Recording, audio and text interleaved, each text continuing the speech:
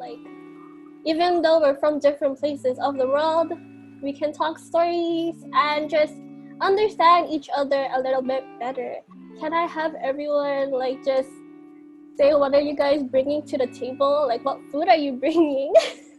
I'm bringing spaghetti. I have Simon. I have fried rice and fried rice. I'm having matcha tiramisu and Spanish latte. Alright, I was craving a sweet tooth, so I grabbed Oreos.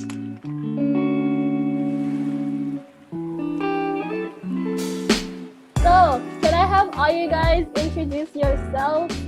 Okay, hi everyone. My name is Calvin. I am 21. Currently in my last year of my undergraduate degree. I'm studying mathematics and psychology. I'm 17 years old. I'm from Houston, Texas, and I'm about to be a senior in high school, so it's my last year of high school before I go to college. Hi guys, my name is Antonio. You can also call me AJ. I'm 23 from Southern California. I'm a junior in college, oddly enough, because I went to school late.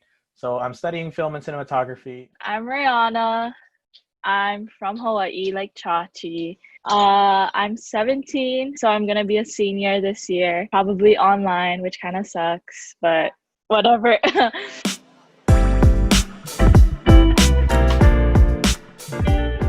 What I'm proud of being Filipino because, like everyone else said, like the sense of community and like our culture is pretty much like we have a culture, like we have amazing food and like the dances we do, and it's just like very traditional stuff that means a lot to me. So yeah. I think I am just really proud of like the Bayanihan culture. That's one thing, and like I guess being here in Canada as well, like the whole Kababayan culture. You know, someone, another Filipino, they say hi to you right away. They're very accommodating and they're very nice to you. So that's one thing. I'm just really proud to be Filipino, just like how Kuya Calvin said, how it's very family oriented. So like whenever you meet someone Filipino, you're always like, it's an instant close connection, and it's very like special to me because I live in a place that doesn't have a lot of diversity. So whenever I meet another Filipino, it's very nice to be able to speak and talk with them about things and being able to connect easier. What makes me proud to be Filipino? I mean, there's a lot of things, but mostly our sense of pride, especially being a culture that's been steadily like colonized by different people throughout the years. We still have our sense of like, even though we pulled so many different things from all these different cultures, we're still able to claim it as our own. And then we're still able to look at ourselves and be like, we are this group of people and we still stand proud because of all these things that have happened. So. The question, why are you guys interested in mental health? So for me specifically, especially here in Southern California, there's always been lots of talks about mental health, especially because with the growing organizations and communities that are out here, they're all trying to connect with each other, and they mostly do serve it towards mental health towards college students or students in general, simply because, especially during these times, being a student is very stressful, and it can kind of lead to trying to not, or having those moments when you're not making the correct decisions and you're not really thinking straight. You don't really know where you're going to go in life and what's really going on, and trying to figure everything out all at the same time. And then on top of that, if you are like growing up in Asian households, we do have these very, pressuring standards that we placed on ourselves, where we always have to be either, conforming to our parents' ideals, or if we're pushing the boundaries against our parents' ideals, that we have to prove to them that, we can make it outside of what they believe that we can do. So with mental health, it's a very important thing to realize that we need in the community, and also it needs to be talked about, because you can't always just assume that, if that person acts weird or if that person is, seen differently, that they're just, they're the weird person of the family or they're the crazy person of the family.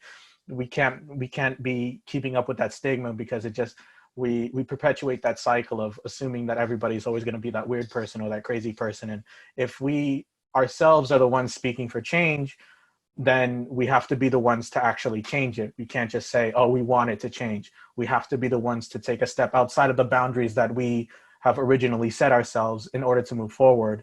And then we can see everything else in a different light. Then from there, we can teach the later generations as to why we were technically wrong, and we can make sure that they don't make the mistakes that we did. So I was interested in mental health because last school year when I was a junior, I took AP Psychology, and I had a really good class. Actually, my AP teacher, she was really good. Like she had great passing rates and stuff, and she had two classes, so a lot of people were interested in the subject itself. And coming in, I just thought it was just gonna be another class to just go through the motions and just like read and stuff and like just do the work like with other classes. But when I was in the class, I learned a lot, especially through my own family, because I've dealt with it and like other people in my family has dealt with it. And it's good to be educated, and it helps me start conversations with my family and even friends. So, yeah. Okay, I can go next. The reason that I got a lot more interested in mental health was whenever, personally for me, I think it was going into my sophomore year of high school. I definitely went into a dip myself, and my dad himself had pointed it out to me that I was like not mentally okay. And then I started being more aware of what was making me happy and what was making like me upset.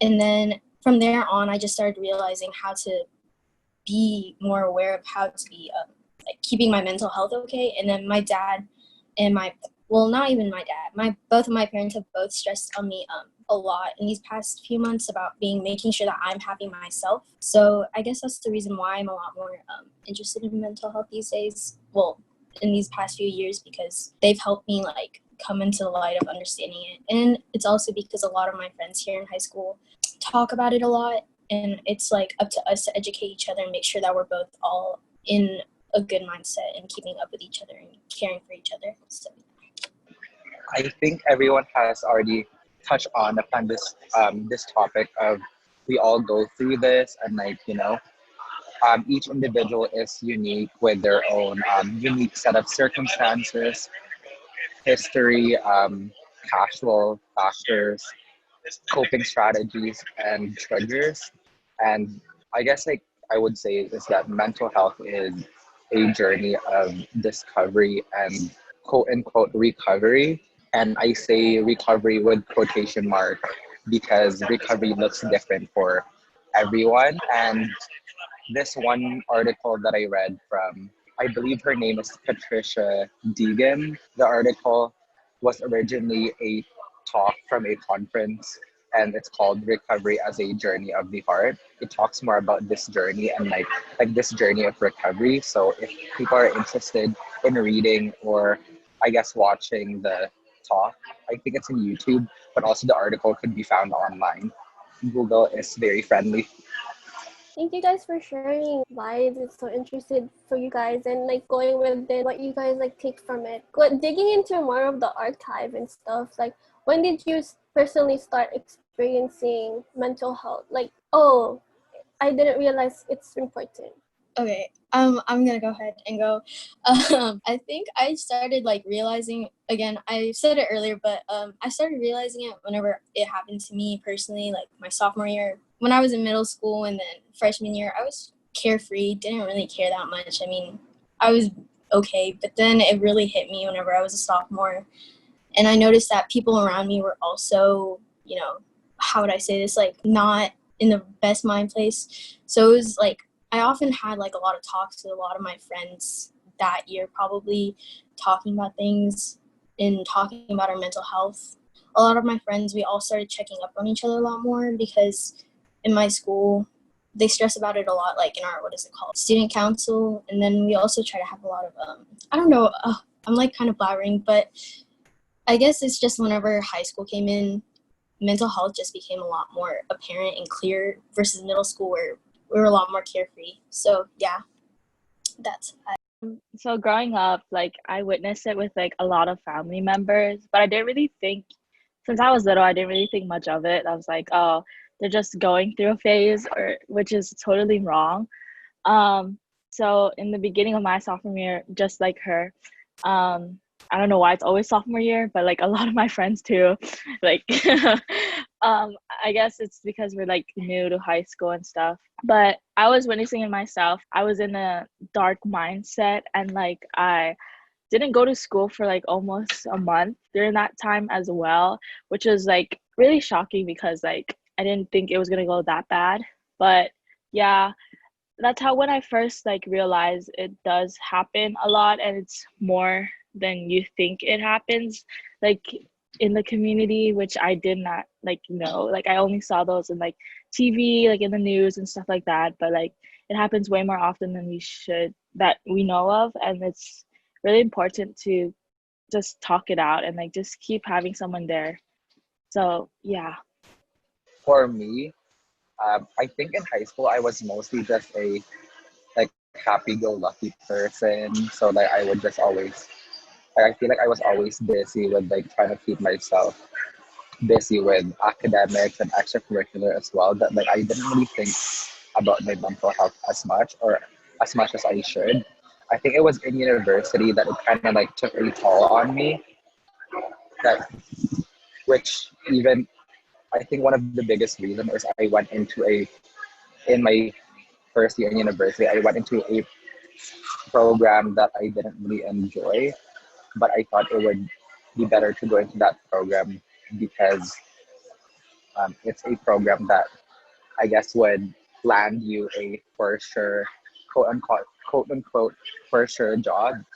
But in my second year is when I realized that it's not really for me and I don't want to continue it, which also made me not like the school itself. So I transferred to a different school, trying to find like what would work for me better and trying to figure out myself more. So I think that's when I realized how important mental health is. But right now it's okay. I moved back to the school that I was in before. I love my program and I'm in my last year, so that's good. Okay. So mine's a little bit different. But originally, I wasn't the biggest advocate for mental health. I actually didn't like most of my like most of the people that I knew. We weren't really aware of it, nor did we technically care, in a sense. That simply because like if we knew somebody was having a tough time, they were having a tough time. And for us, it was very blunt with the way we acted. So like if somebody was having a problem or if somebody was having an issue, there was no deeper problem other than the issue or other than the root of what we saw. So we just automatically assumed, well, take care of the problem and the person should get better. Well, we didn't really realize that, as those things like perpetuate and they kind of like, mask themselves inside the person, things can lead from bad to worse. And obviously with those things, sometimes it's an unfortunate event, but you have to learn things the hard way in order to understand that, there is more to these problems than just what an outsider sees. So those are like some small experiences, but the most that I can think of to where I've honestly seen where like mental health has to be like really, it's a really something that we should talk about, is being in the service. So I was in the Navy for 2 years. Yeah, I was in the Navy for 2 years, and within those like small 2 year time, you kind of see with like some of those guys and some of those people that are actually there, the things that they talk about and the things that they see, it messes them up. Honestly, like those guys can't sleep at night. Those people wake up and like you see in some movies where people wake up screaming or they're like punching the wall or they're hiding from something that they see in their mind and it's not really there. That actually does happen, and for a lot of those people, like it's a recurring thing. So it's a lot of these like things that where you don't think it's real until you actually see it. And because with a lot of the things that we see on social media and TV, it becomes so, like, I will admit, like, or I think like our generation is like very desensitized to the fact that like these things can actually happen in real life, because to us, if we see it in social media or we see it on the TV or in a movie, to us it's just a fictional situation. But in reality, like somebody could actually be experiencing these things. So I was pretty ignorant to it at first, but then after kind of seeing it unfold in front of me, I realized that there has to be something deeper to this other than what the initial problem holds, I guess. Yeah. So that's my answer.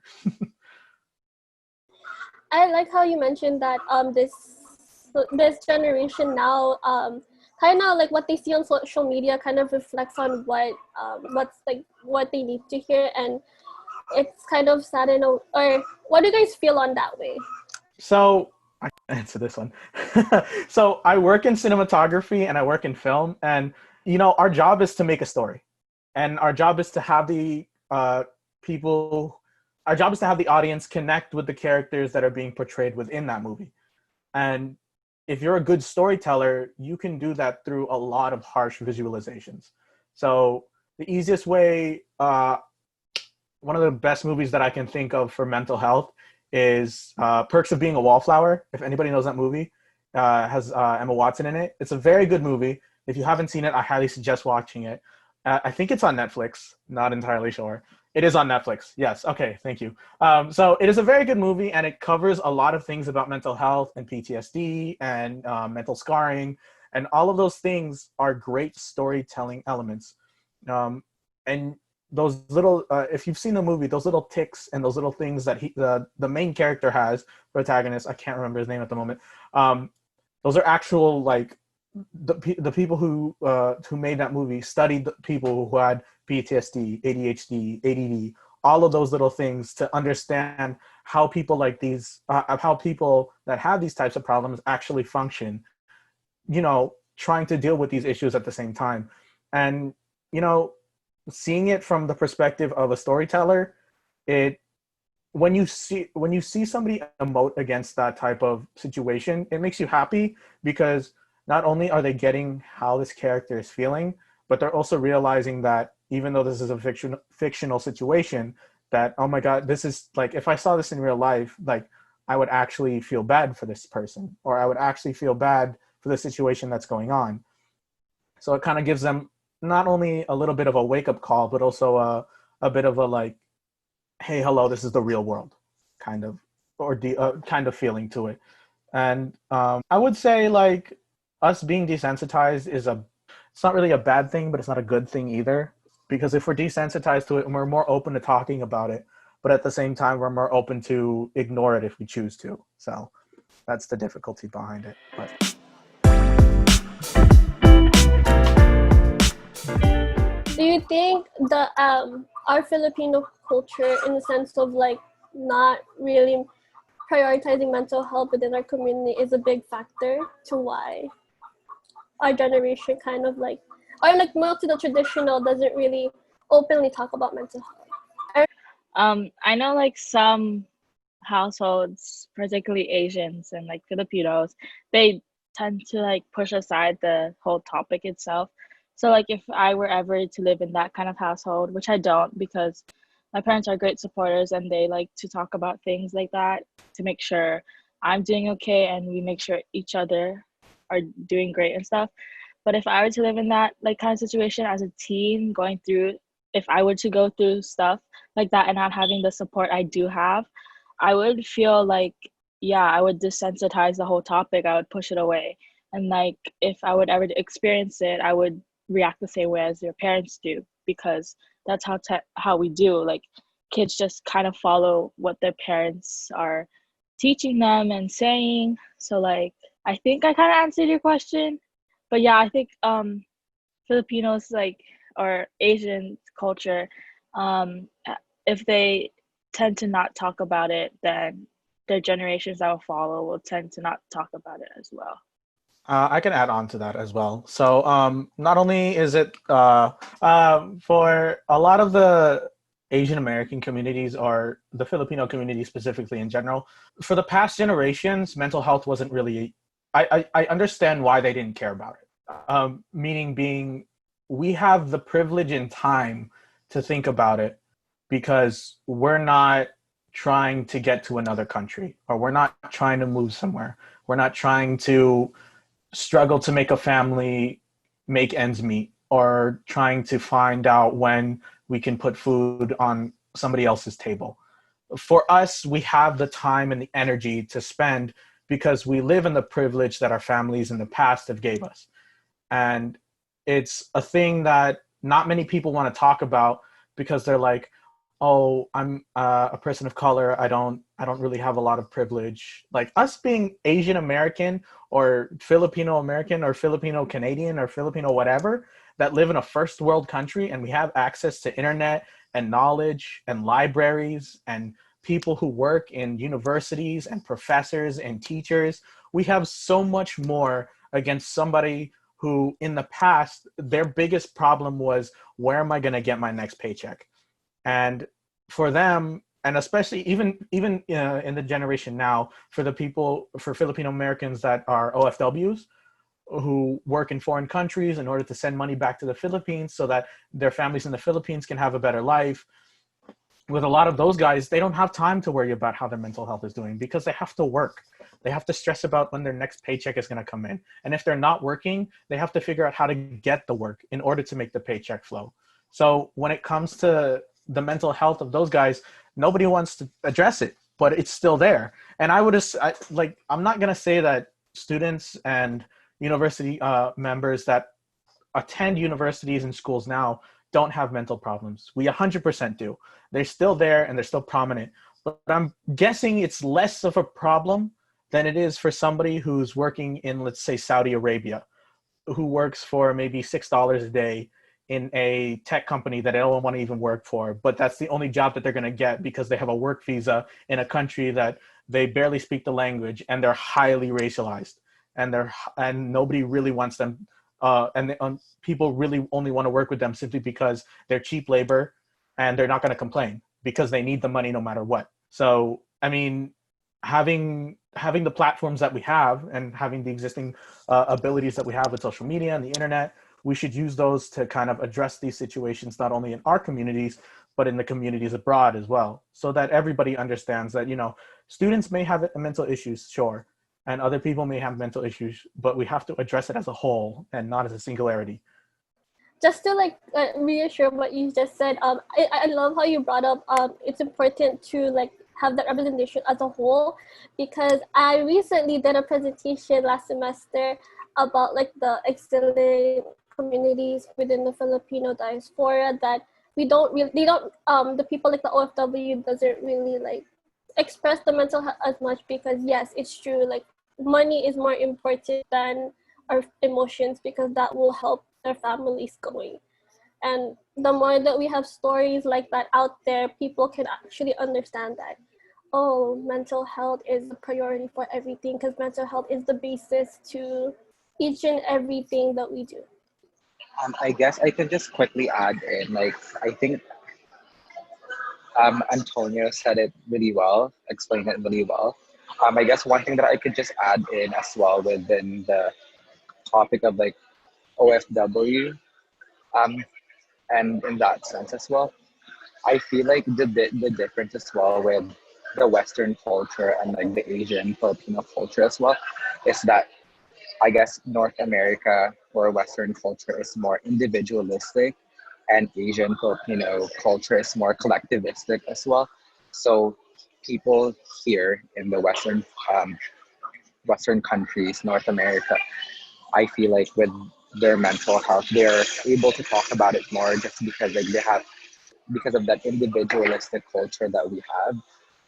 But within the Filipino culture or Asian culture, since we have that collectivistic culture, and I'm bringing back in the OFW as well, like family is more important to us. So we don't really think about, we think about or they think about themselves last, because they need to think where they're getting the money or food from to feed or to give to their family. So that's one thing that I really wanted to add. I just wanted, I guess what I would add to that is I definitely agree with what Kuya Calvin said about how a lot of what growing up, I always focused on making sure our whole family was okay, because, I'm an only child, so there's not much for me going on. So a lot of the money that we have, we always made sure that we gave it to our family back home in the Philippines. So I guess my mom, for me, my parents, they're always thinking okay, we have to make sure that we send money to them. It's always a priority for our family before we put others. But I guess what I'm trying to say is they have a different way of expressing themselves in a way. I'm not really sure how I want to word this, but the way that they express themselves is different. It's not like I wasn't taught whenever I was growing up to like express myself, and then like telling my parents what was wrong whenever I was like, there was always like a barrier between us, I guess. And that's where I felt I never really understood how to express myself clearly. And I guess that's why I never really understood mental health that much growing up, because it was never like a focus. Like, we always talk about our family. It's always, okay, make sure you're doing this stuff. And remember, there's always people back home that are working so hard. And then you have all of this here in America. So I never like, I don't know where I'm trying to go with this, but like, it's a lot more clear whenever we're talking about this now. Like, I'm starting to understand it a lot more, but it's very clear that I don't know where I'm going with this, but I'm just trying to like express how, I guess, whenever like growing up more, like as we continue to go like in American culture, like as my parents start to realize more that I'm like an American teenager, they're starting to like realize how to open up to me more, and they're starting to also realize to talk to me more. And it's a very like a nice growing experience together, understanding them, because even my mom now, she starts to point out like this, but they start to point out like talking about people back home and how they are mentally and stuff. So she's like, you know, I never like realized that growing up, but maybe they do have something like that. And I guess it's just with that time, that extra energy that we have to put somewhere else. Like Kuya Antonio said, starting to like understand it more. But yeah, I guess that's what I have to say about that. Real quick, to add on to what you guys were saying. So with the sense of individualism that Westernized cultures have, with a lot of the things we do, it's a good and it's a bad thing. I feel that with the sense of individualism, it gives us a specific sense of meaning, because we're able to kind of find ourselves within the community that's so broad and so spread out, and we kind of don't know which way in the direction that we're going, because we have so many Filipinos that don't really know, you know, the history or even small things about the Philippines. Like, you know, it consists of 7,000 islands, over 187 different languages are spoken on the islands, and of those, and I believe like over 30 different religions are also located on the islands as well, with being the majority of Muslim and Catholicism.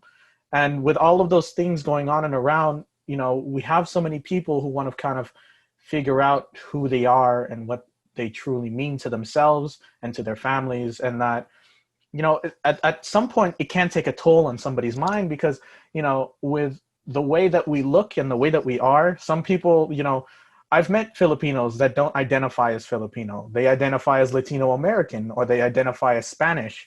And I'm like, why? Well, it's like your family grew up in, like, your dad's from Cebu and your mom's from Ilonggo, and you want to recognize yourself as Spanish. And, you know, when you kind of get these, especially when you go to university, for all you younger ones, when you go to university, it's going to be a huge culture shock, because, you know, at least for us, when I was back when I was still going to university for all of my stuff and not film school, in normal university, they have Filipino organizations. I don't know if you guys have those in your schools or not, like cultural organizations. Those cultural organizations are going to be your foreground for kind of figuring out where to start reclaiming your identity. And that's what we're mostly talking about today, along with mental health. But with those platforms, you get to, you know, bring all of these different people together. Like in my high school, there were not a lot of Filipinos. There was enough to fill about a classroom. So probably about 30 students that were actually Filipino. But, you know, as a freshman, I didn't know who they were. And then when you join the Filipino clubs, or you join the ethnic clubs that are on your campuses, or you start them on your own, people flock to them, because they find a place to try and identify with people who are of similar, you know, of similar culture as they are. Like for me, I grew up with like Latino Americans and African American kids. Like I rarely ever saw a white person, but like they were there. And I rarely ever saw a dark-skinned Filipino. If I saw an Asian, they were either Korean or Chinese, on the occasion a Viet. But other than that, there were no Filipinos in my community. Very, very small Filipino community for my area. And on top of this, we didn't even talk to each other. The Filipino families never like really discussed anything with each other, or had like get-togethers or talked about certain things. And so if you have that in your community, or you want to start that in the community, cherish it, because having those abilities to either talk about, you know, talk with your older generation about the struggles that they had, or talk with the younger generation about the identity crisis that they're having.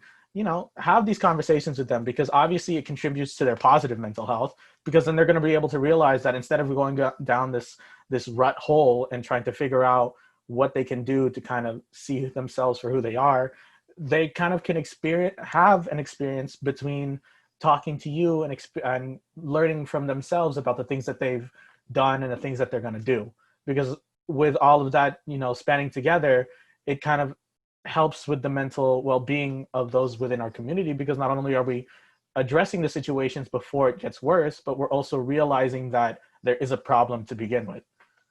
Going off of what you said, Kuya, I guess, well, I live in the South, so there's not, like, in the place where I live in Houston, there's not a lot of diversity. So there's not, like, any really Asians here in my part of Houston. So that's why we don't really have any, like, ethnic organizations, which is why, for me, I think it's very important. Like, I always bug my mom about it. Like, why didn't you put me in a high school where there was actually, like, a lot of Filipinos, or, like, in a place that there was, because the Filipinos here that I meet, as you said, they don't really claim that they're Filipino, and they don't really, like, they kind of don't really care about where they come from. They're like, oh yeah, I'm Filipino, or like, then if I ask them more stuff, they don't really, like, care. So it's like, for me, I'm like, whenever I'm going to college, one of the things I'm looking at whenever I'm applying is making sure that there's a lot of diversity in the area, because that's something that I just feel like is so important in my regards for my mental health. Because, like,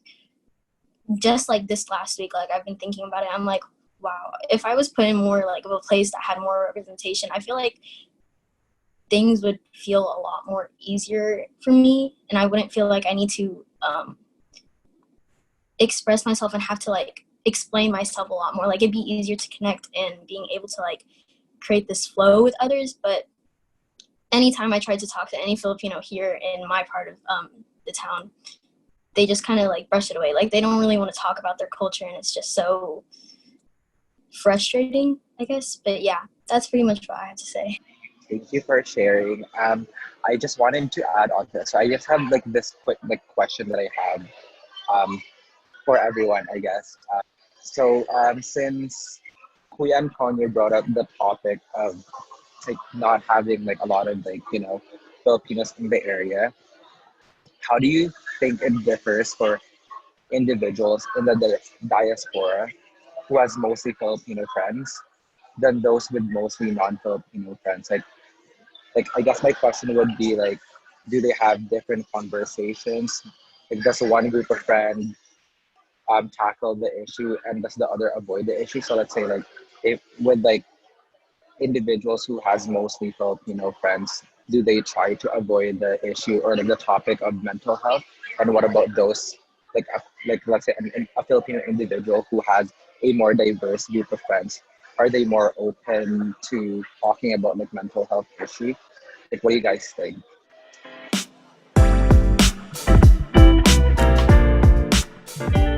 I feel like for that, it's a little bit. It honestly, not only does it have to do with the type of people that you're growing up with, and I'm not talking about race. I'm talking about the type of people that you're growing up with, based on like the culture that you grew up with. So I'm talking about if you grew up in like upper to middle class to lower to like impoverished, like those types of situations and those types of areas, you're going to have different types of people talking about the different types of things, regardless of what race they are. So in the sense where mental health, like, because I've seen it both ways, where you have people who have, they don't really have like, let's put it this way, they have a lot of white friends and they don't really have ethnic friends with them. They still talk about mental health. And then on the other hand, there's somebody else with a lot of ethnic friends and there's not really a lot of white people that they grew up with, and they don't talk about mental health. And the same can be switched for either or. And it's just based on the situation that you grew up with. And I feel like if somebody wants to talk about it and they feel like the people around them are trusting, then they're going to talk about it, regardless of race or ethnicity or anything. And trying to trying to force it on somebody isn't always the best idea. I feel like if you wanted to have a conversation about mental health with somebody, find somebody who's gonna actually hold the conversation with you, not be a dry ass like, oh, how do you feel about mental health? It's okay. It's a problem, and then that's their only response that they're gonna have. No, sit down with somebody who is gonna be mature about the situation, because obviously, if you have differing ideas, you don't want to just have the person shut you down and then obviously the conversation ends. But sit down with somebody that's willing to have a positive discourse with you and have them understand the situation that you're talking about. And I know that, as a young person, for Micaela and Reyana, that it's a little bit difficult, being that not everybody has the same mature capacity. uh, Basically, there's going to be some fucking weird people out there, especially with your guys at your young age. um, they're out there. That's just gonna they're gonna exist. It's your job to root them out. And if you want to have these conversations with people, read the room. Like, honestly, read the room. See who's actually willing to have an intelligent conversation with you versus the dude that's just trying to hit on you and get your number and just ghost you later on or some shit like that. I don't know. But also look for those. If you for Micaela specifically, if you can't find the spaces where you don't know, and you want to have these conversations about your culture or mental health or things like that, your greatest asset is the internet. Like what we're doing right now, we're having the conversations about mental health and culture and all these different things, and this gives you the ability to, even though we're all in different countries or in different areas, we still have the ability to speak to you on these issues and these topics that need to be addressed.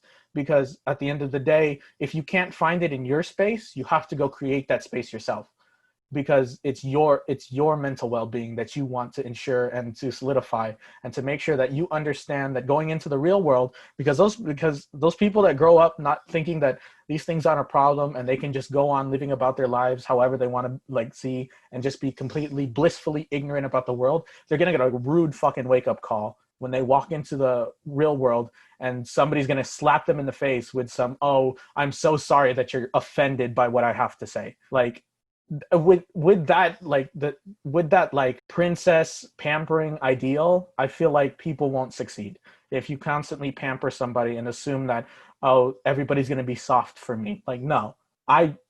Me coming from the military, I don't give a fuck. And sorry if you have to bleep that out, but like our level of bluntness is so severe that it's a realistic way of life. Because why it's not going to help me if it's not going to help you if I'm just being like, oh, it's okay, just try harder next time, you'll be fine. That, no, there's a problem, address it, fix it, and then improve from there on.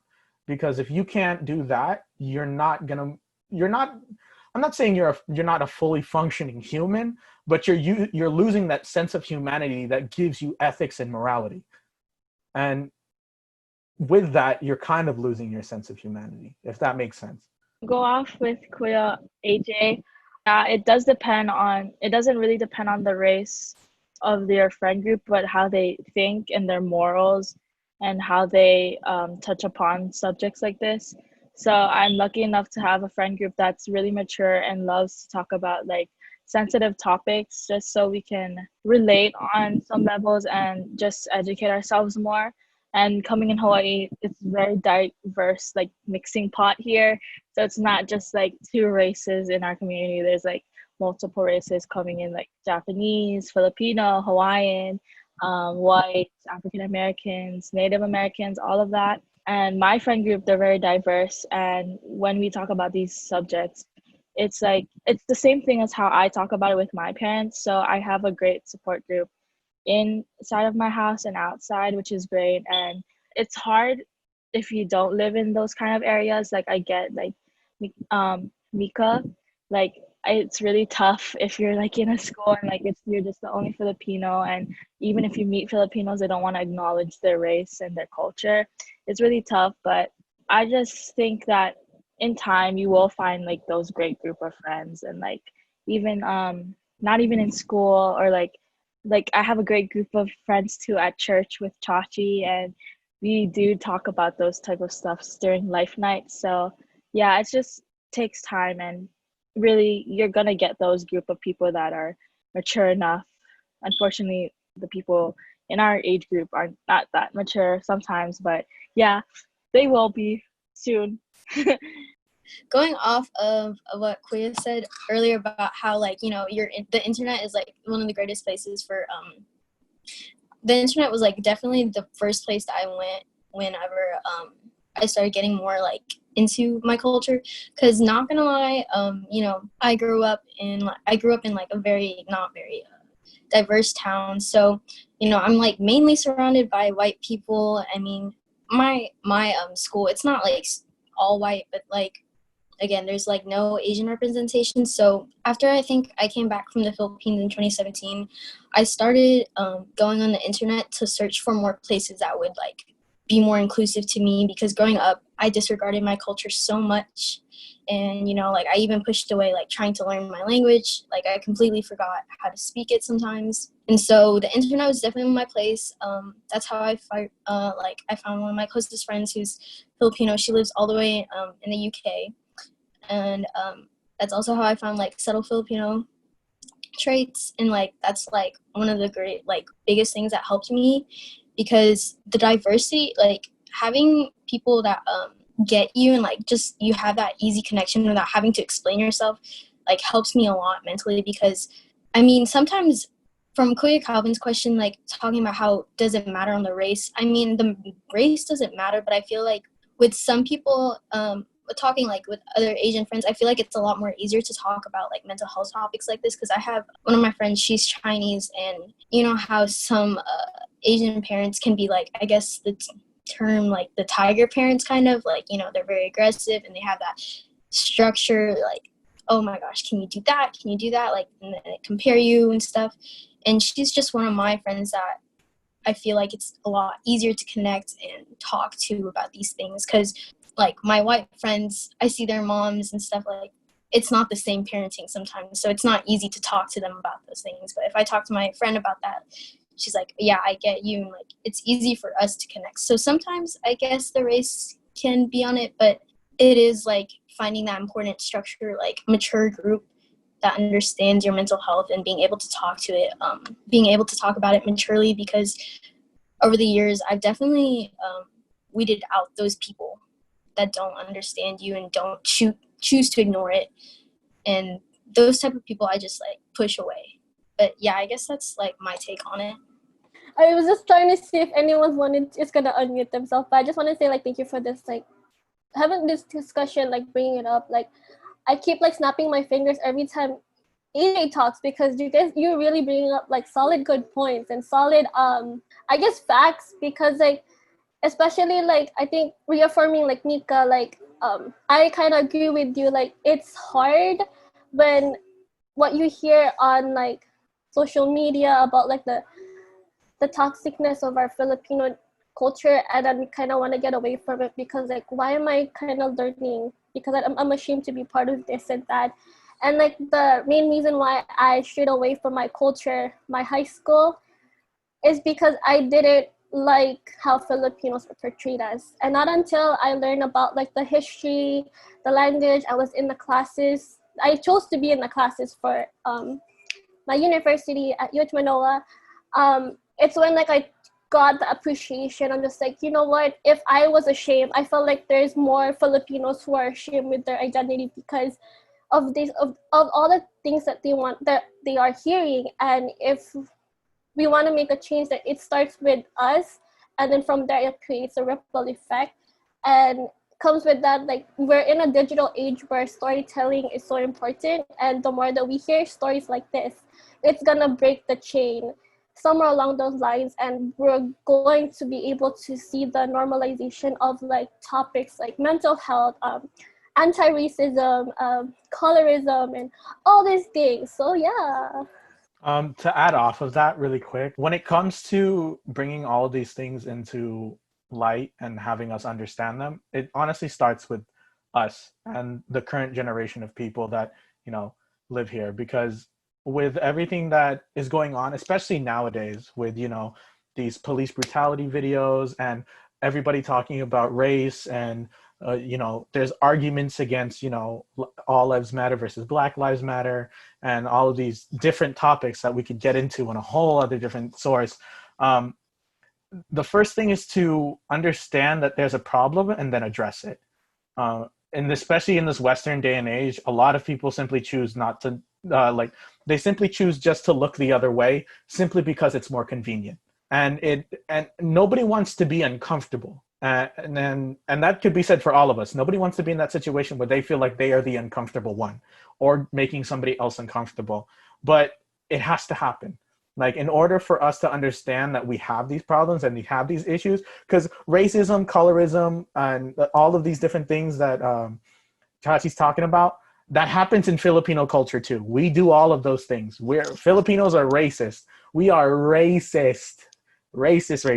Like, we are fucking bad. And it's not an okay thing by any stretch of the imagination.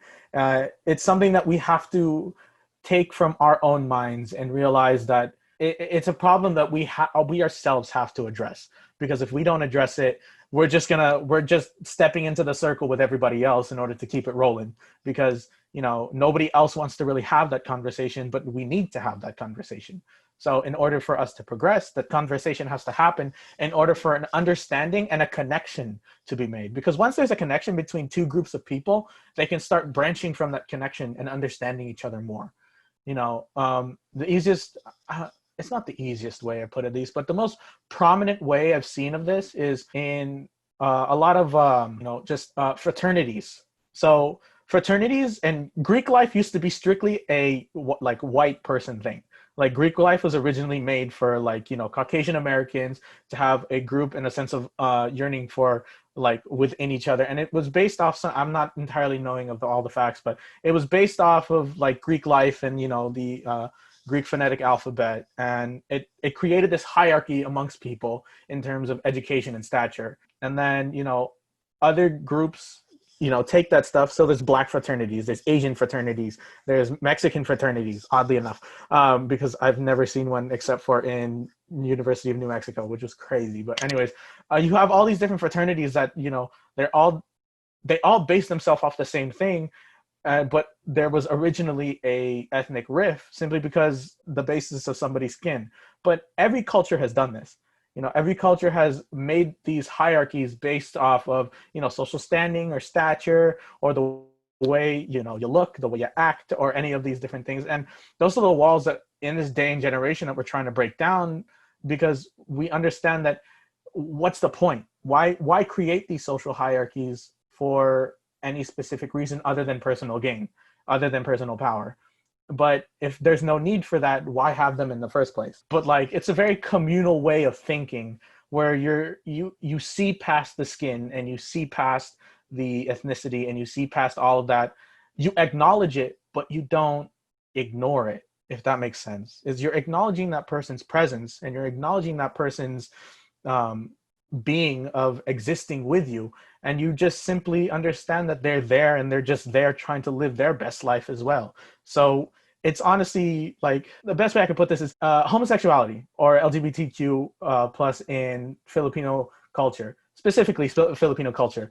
It has been a part of our culture for so long that we were doing pageants before the Western cultures were doing pageants. For all of that to happen, people literally so many people talk about, Filipinos and how, families aren't accepting of gay people. It's we have gay, I'm pretty sure some of us has at least one gay cousin in their family. And if you don't know who the gay cousin is, it's you. But we have all these people that talk about oh, Filipinos, they're really awkward with having the gay cousin or the gay aunt or the gay uncle. It's they're there, they exist, we just don't care. We really don't care. People are you'll have that very those few families that are judgmental and stuff like that. And it's what are you gonna do? But it's at the end of the day, we're all staring at them who gives a fuck? Who honestly cares? Does it, if it, at the end of the day, if it doesn't bother you, if it doesn't hinder you in any way, or it doesn't physically or mentally harm you, then what's the fucking point? What's the reason to be so fucking wound up tight about it? Oh, that person's gay. Okay, and he's at Starbucks getting a coffee. Who gives a fuck? Like, I've seen so many different dumb reasons for people to be judgmental against each other that when you look at it and you just, if you sit down and you honestly just go, why are they doing this? And at the root of the problem, it's simply because, oh, they look like this. Oh, or they act like this. Or, oh, they're this like color. You're just sitting there and you're going, what? Because of that, you're going to like, people have stopped their own businesses. Like, I will not serve you because you are of this color or you are of this race. Okay, you're just losing money. Like, that's not our problem. We'll just go somewhere else to eat. It's like, if you go to a pizza parlor and they're like, no Asians. It's like, okay, I guess Pizza Hut's taking my money again. It's no big deal. Like, you're a mom and pop shop that you're going to lose out on money. So it's whatever. So, I mean, with these, like the first thing, like basically the root of this all is addressing it. Is literally just talk about it. If you can't talk about it, there's literally nothing more you can do. Like, you have to just step away from the situation, because if that happens, it's just going to be like, you're just going to be yelling at a wall that wants to yell back. And it's just like, ugh, there's no point to it. You're just going to make yourself tired. Address it with people who actually want to address it. And if they don't want to address it, fuck them. Like, honestly, like, they're just being ignorant. It's like, if you don't want to expand your mind and your understanding of other people and other races, there's no point to it. That's why with like a lot of the things that people are always trying to find their identities and stuff, like the one thing, like I've learned this from my dad, he's like, if you really want to know about how privileged you are and understanding why like all these race battles and stuff like that are so stupid and indifferent, go travel to a third world country, travel to some place where they don't easily have access to, you know, the internet and toxic social media, and, you know, governments don't really have a large say in anything. Like, travel to these places where people are just trying to live their lives, and you will understand better that every little thing that we argue about or we have issue with it literally is the smallest issue ever, and we really shouldn't be arguing about it in the first place, because it's just it's just no point. I'm so sorry. I didn't mean to like cut you off or like rush you, but yes, I just have another meeting. But I guess my last takeaway, as I mentioned before, each individual is unique, and I think everyone made really important points, and one word that stuck to me is connection. So I feel like we need to be able to connect with ourselves and to learn to connect with other people, to understand ourselves and other people as well. And for me, I feel like everything is a process of learning and unlearning. And we just need to be willing to do this so that we can understand things better. That's all I would say. Thank you. Does anyone want to respond to what Calvin had to say before we go back to AJ? Because I know he made a lot of good points. Like, he is on fire today, honestly. I know that was pretty much it. That was honestly it. Okay. Does U of H and Manoa have Filipino club? We do, actually. We have two. We have Katipunan, which is for Tagalog, and then Timpuyog, which is Ilocano. There's a history behind why there's two separate, the Tagalog and Ilocano. I mean, for you guys going into college, if you just go to another state, if you want to learn about Filipinos, come to California. Oh my God. That's where I'm thinking, Kuya. That's where University Irvine has a big Filipino community.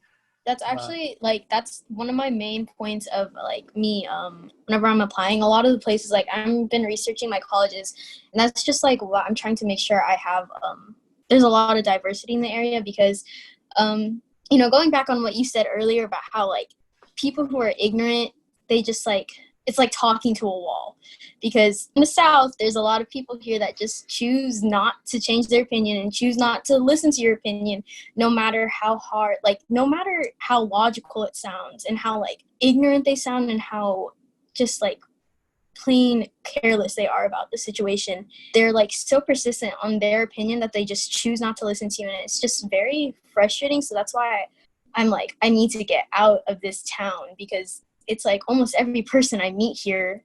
I mean, there's a lot of good people here in my town, but in my high school, there's definitely a lot of people in my classes that I tried to talk talk to them about these situations. I try to tell them, like, hey, don't say that. That's racist or something like that. Or, like, don't do this. That's, like, insensitive and that's rude. Don't say that N-word, you know? And they're like, oh, well, my friend told me I could say it. And I'm like, Yeah, okay. There's no such thing as a black. I know. I'm like, for whoever listening, when this gets posted, there's no such thing as a black card. I'm looking at the camera for this. There is no such thing as a black card. You will never get a black card. It doesn't even exist. So the only black card you're gonna get is if you fucking take your credit card and dip it in black paint. The only black card you're gonna get. There is no black card. There will never be a black card. If you want to say the N-word, you're gonna say it. But if you get fucked up, it's not our fault. Anyway. That's exactly like, you know, my point. But like, they don't care here, and so that's why whenever I'm applying to my universities, I'm making sure that there's like at least a Filipino club or at least a big place of representation. Like I'm looking at places in LA, and then I mean the inner city parts here in Texas, they do have a good representation of Asians, and they all do have Filipino clubs. So that's why I'm like, I'll still look at in-state schools, but I'm looking for the out-of-state just to make sure that I get a lot more, I guess, representation as a whole. But yeah, I don't know why, but the people here just choose not to ignore it. And that's just one of the things that I think is so big. And like whenever you do try to talk to people about these subjects, because I guess the problem with that is like, as me, for a person, like the people who do choose to talk about it, it's such a small amount here. I don't understand, like the people here who do care about the situations, it's not a very big amount of people, you know? And so that's why it's like, I guess your voices get smushed down, like you're basically muted because not a lot of people want to listen to you. So how do you handle those situations, I guess you would say? Like, how do you, I don't know what to say to this, but how would you like handle those situations yourself in a sense? Because I think... So I do have a lot of friends I actually have a friend that is living in Texas right now. They actually live in Austin, which is a little bit different from Houston because Austin is a bit more open about a lot of things. But the difficult thing with understanding that you are a small group of people is to acknowledge that you're a small group of people and to prioritize the fact that you need to make that circle bigger. Now, when it comes to trying to expand, especially in a place like the deep South, which is what I'm going to call Texas, because technically Texas is like the South plus a million. With the South, it's a little bit, you know, the South is deeply rooted in racism. You know, the Confederates broke away from the Union in order to keep their ideals of slavery and oppression against a certain race, simply because they needed the money. And they wanted the money because it was cheap labor, you know, and people live by that. So people will die by that. And that is a scary fact to understand, because especially in the times that we live in now, it's draining and it's dangerous. It's dangerous in the fact where somebody, especially in our state, or especially in our country, where if somebody has the ideals and motivation to make it happen, they can do it. Because this is the land of opportunity, which means everybody has an opportunity. And that whether that opportunity is good or bad, it's still going to happen. And it's still a possibility. So being that there's an opportunity for negativity to happen, there also has to be an opportunity for positivity. So with those situations, you know, if you have that small group of friends, that's good. Keep them close. And when you guys leave or when you guys go off, make sure that you guys stay together and at least keep in contact with each other. Write letters, text message, Skype, Zoom, whatever. Keep that friend group close, because if one of you decides to go back to your community and try and change the way that they are, they have backup to do it. They have you. They have your friend circle. They have everybody around them who has originally created their thought processes and manifested them together, and then now they're bringing them back to their own community to try and make sure that, you know, the people in the future generations, the kids in the future generations, don't live to those same mistakes and ignorance. That they can move past all of that and understand that they're better than that, and make them understand that, like, they're, you know, more than just a skin color or more than just an ethnicity or a race. And for them to leave is a really, like, as much as I say like leave and just walk away, it's a hard thing to do because nobody wants to get back talked, especially with like ignorant people, because if they're just going to shut you down, what's the point of talking to them, right? But I mean, like, nobody's ever improved off of soft skin. Like, nobody's ever made it far because they've been pampered. If they've had a silver spoon in their mouth, the second that they've had hardships, they're just going to crash into the pressure. Don't be that person. Be the person who knows how to take a punch and then give it back as well. So if somebody's being ignorant with you, obviously you got to hit them with the facts, and hit them with the facts hard, because then, you know, if they're calling everything fake news, what is ever going to be real? So how are you going to know if I'm telling a lie if what you're also listening to is what you also call a lie? So it's two lies versus what truth? Basically, you basically have to go out and find your own truth, and that's where information and learning are very key important things in tackling, you know, ignorance and all of these prejudices, because understanding that, you know, we have the means to kind of educate ourselves, it's your biggest arsenal. Like, it's your biggest way of proving to everybody else that you know what you're talking about, because then nobody can shut you down. Then nobody can tell you otherwise, because basically you've learned it all. And that's what this is a tangent, but that's why I love debaters or debate teams in general, is because their job is to be the better speaker.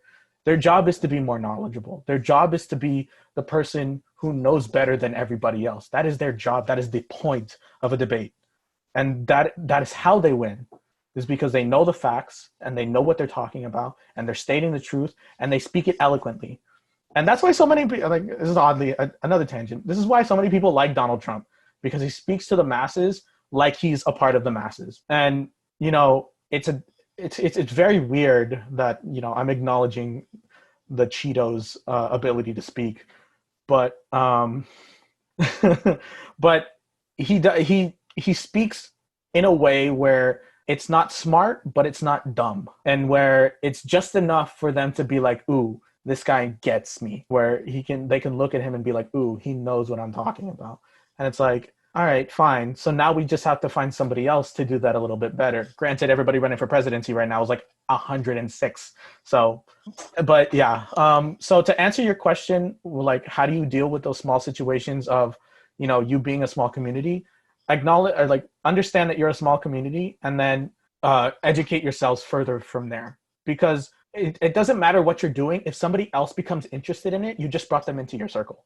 And now all of a sudden your circle is growing and growing and growing and growing. And then it gets bigger. Keep out what you're doing. Keep talking to those people about these issues. Keep addressing these issues with these people. And then maybe in the future, somebody else will understand, oh, shoot, I get it. And then they'll start to join you. And then it just becomes a movement altogether. So that's my 2 cents on it, or like $1 on it. Can we vote you for president? No, please don't. Oh, God. I don't like politics. I get a headache. I guess to add on to Mika, I had a conversation the last panel. It took her with a lot of people, it took them with leaving to understand their culture more. And yes, to the degree, like, it's good to leave so that you're able to have a better perspective, but if you don't have the luxury to leave, it's just feeding yourself with information that is truly helpful. And also at the same time, you don't really have like that like close connection, like you're not really open to your family, or your friends doesn't really like talking about it. It's just being able to understand yourself first and say, okay, who am I and what am I doing? And if the more that you're able to understand yourself, and the more that you're able to heal through the process with yourself first, then it'll eventually everything will chime in, and that's when like you'll have the sense of, okay, now I know where to start. It's about grounding yourself first before going out there. I definitely agree with that. Like, being like understanding that I'm such like a small representation of myself here in a place that doesn't have a lot of diversity. There's a lot of things that I learned by myself, and I have to learn from myself and having to understand that I have to reach, like, if I can't find a lot here, I eventually came to understanding that I have to reach out to other people, and like I have to find my own community from the outside without still staying in here. So I guess that's how I say it. So like that's why I like to use the internet a lot, like being able to find places like SFT and stuff.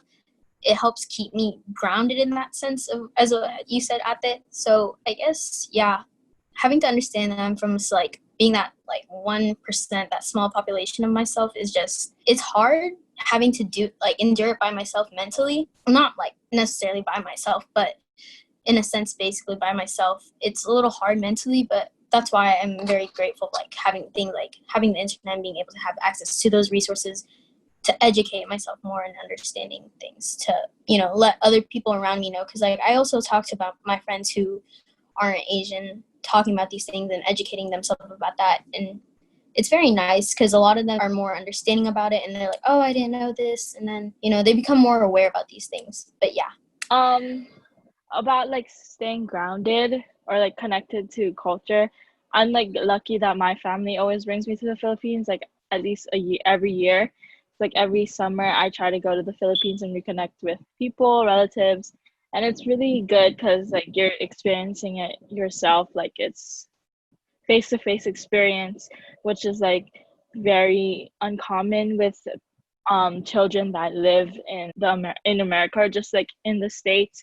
They don't really get the chance to reconnect with their family. Like I'm pretty sure most of my friends that are Filipino, they only understand the language, but I can also speak it, and like that's good because we can connect with our families even better, because most of them only speak Tagalog or only speak Ilocano, so it's easier to connect in that way.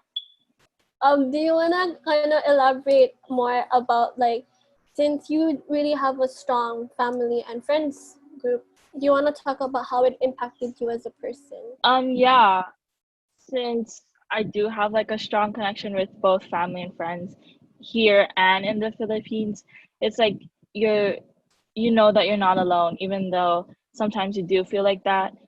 You have so many people to talk to, and like even if I wasn't having a strong connection with my family or friends here, I would have resources like Mika uses, like the internet.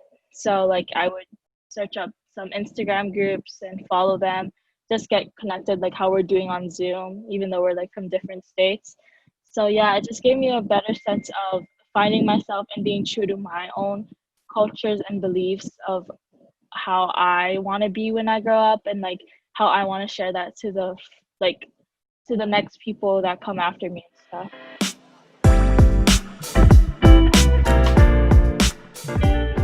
I think my biggest takeaway definitely from this was, you know, from Kuya saying acknowledge that you're a small community, because, you know, again, I always, like I've mentioned this probably like 5 times, like being like, that's one of the things I think growing up has always, like, I feel like has impacted me the most as being a part of like the diaspora. I feel like if I was in a bigger community that had more Filipino representation, I would feel a lot more closer, and like, I don't know, like I feel like my mental health wouldn't be as bad, because right now with not having like a lot of representation, it takes a lot of time and energy trying to connect more, and it's a lot more harder for me trying to connect with my culture this way because I don't have arms reach resources for me. So I think Kuya talking about how, like, you know, acknowledging that you're a small community and just being able to educate others is probably my biggest takeaway so far. My biggest takeaway is understanding why our Filipino like elders do find mental health as not a big of an issue, like how Kuya Calvin and Kuya AJ were talking about it, how we are so privileged in that we don't really think we have so much time to think about mental health itself, and compared to people in the Philippines, they're just trying to get food on their table and stuff like that. It makes me realize more, like, yes, we should talk about it, like mental health, but it is something that there's a difference between talking it here in the States and talking it in the Philippines. All right, you youngins, listen up. I'm not just playing. my biggest takeaway is they're speaking to us. And that might not seem like a lot, but in reality, it's so much because this younger generation, you know, I'll be honest, you Gen Zers are crazy. You guys are insane. Like, you guys will like complain about having a test, but then stay out like 36 hours protesting. Like, that to me is like insane. Like, that's crazy to me. Like, I've heard of kids like, you know, during the with these all these Black Lives movements and everything. It's high schoolers that are creating these events, and high schoolers that are starting up these marches, and high schoolers that are, you know, trying to make it more advocating to talk about these like issues. Like, you guys are crazy. You guys are crazy, and that's what we need right now. We need that sense of craziness to push the boundaries, to break the social norms, to make everybody else understand that we are not going to be the America everybody keeps looking at. Like, we have to change the people that we are, and we have to change the way that we act, because America may be a good country, but we're certainly not great. And that's coming from somebody who served in the service.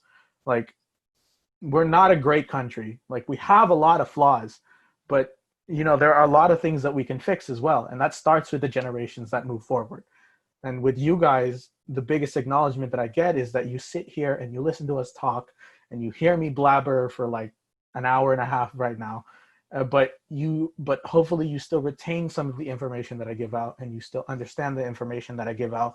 And then from there, you can either, you know, take what I have to give you and, you know, kind of go off with it on your own thing, or simply push it to the side. But that is up to you, because at the end of the day, I can talk for hours and hours on end. It's up to you to acknowledge the information that is given, and for you to utilize it to your own benefit, because that's the only way that we progress. So that's what I have to say about that.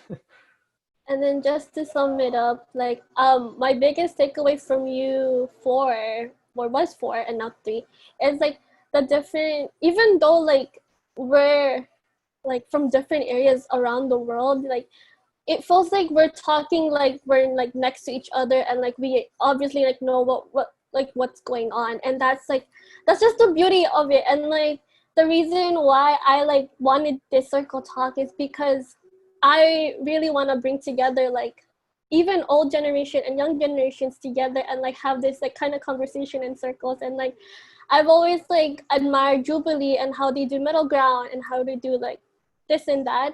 And it's just like bringing it to the table. Like it's like I like having like healthy conversation like this, and like just listening in.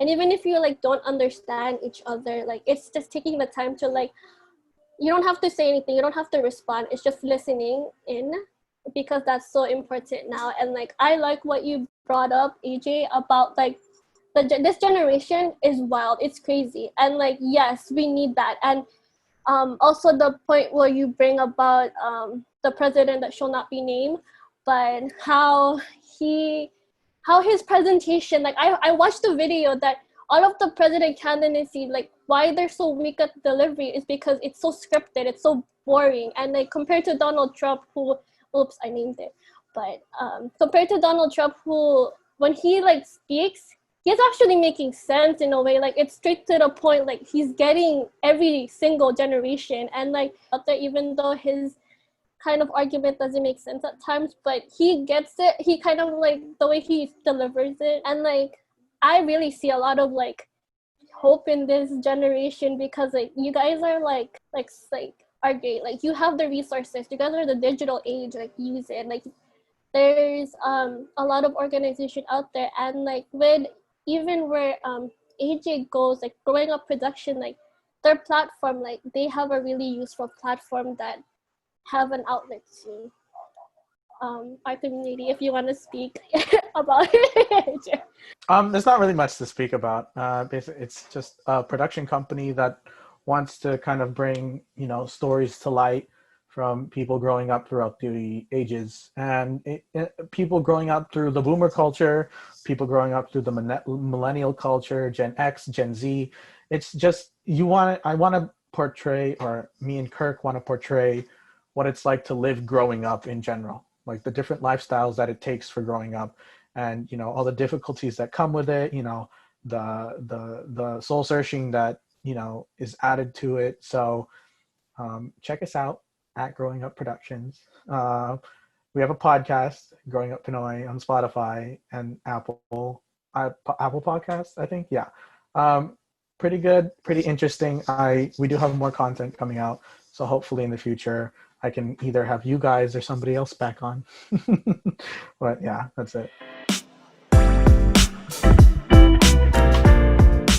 And then with that said, I just want to say thank you for like being here today and like saying yes. Like it just took like one message, like, hey, can you be on this panel? Because like, you know what, like I feel like just like having conversation with you guys like through through Instagram DMs and message on Facebook, I felt like just bringing you like together on a screen. It'll be like a lively conversation, and it did, and it blew me away because so much things came out of it. Yeah.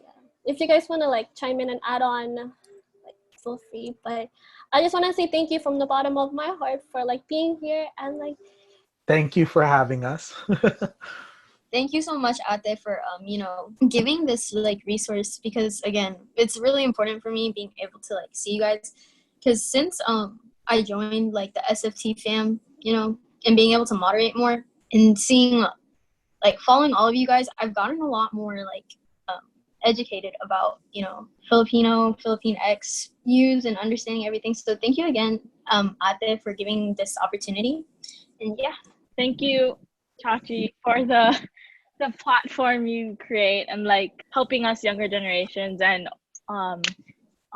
older not really old, but like older than us, to connect and form like a conversation that usually we don't really do, and it's like out of our comfort zone, but it's like making us be able to be comfortable in uncomfortable situations. And then to add on from there, I actually didn't expect this to grow from like a YouTube. I only just wanted a podcast for like Filipino here in Hawaii, because like there's a lot of representation here in Hawaii, but it's not really like out there as like what you see in the mainland. But there's a lot of great representation here in Hawaii. And if it wasn't for UH Manoa, the Philippine Studies program, like this wouldn't have like started, and it really like gave that push.